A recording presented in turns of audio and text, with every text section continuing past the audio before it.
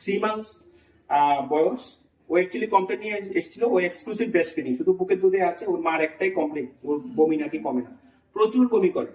But দেখুন ওর birth weight ছিল 2.7, urine output প্রতিদিন 5 টাইমসের উপরে হয়, ও আদারওয়াইজ অ্যাক্টিভ আছে, খুব ভালো আছে।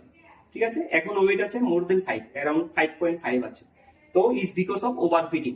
কারণ এরকম আপনারা যদি দেখেন যে আপনাদের বাচ্চা শুধু ব্রেস্ট ফিডিং এ আছে, বাচ্চা ইউরিন আউটপুট 5 টাইমসের উপরে হচ্ছে, ওয়েট গেইন ভালো হচ্ছে, আদারওয়াইজ অ্যাক্টিভ আছে, প্লেফুল আছে, তাহলে এই ভমিটিং গুলো because of reflux, because of overfeeding এর জন্য।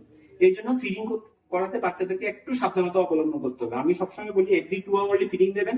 বাচ্চা কান্নাকাটি করলে কখনোই এটা ভাববেন না যে ইটস বিকজ অফ মানে ফিডিং এর জন্য। মাও আমাকে বললো যে যখনই কান্নাকাটি করে নাকি ফিডিং দেয়।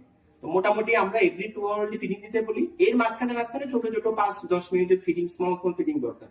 এটাই করবেন। আর ফিডিং করার পর proper burping, this is very very important. ঠিক আছে, বার্পিং খুব করাবেন। ঠিক আছে, ওকে ওকে, শুটিং শেষ, বাই বাই বাই বাই।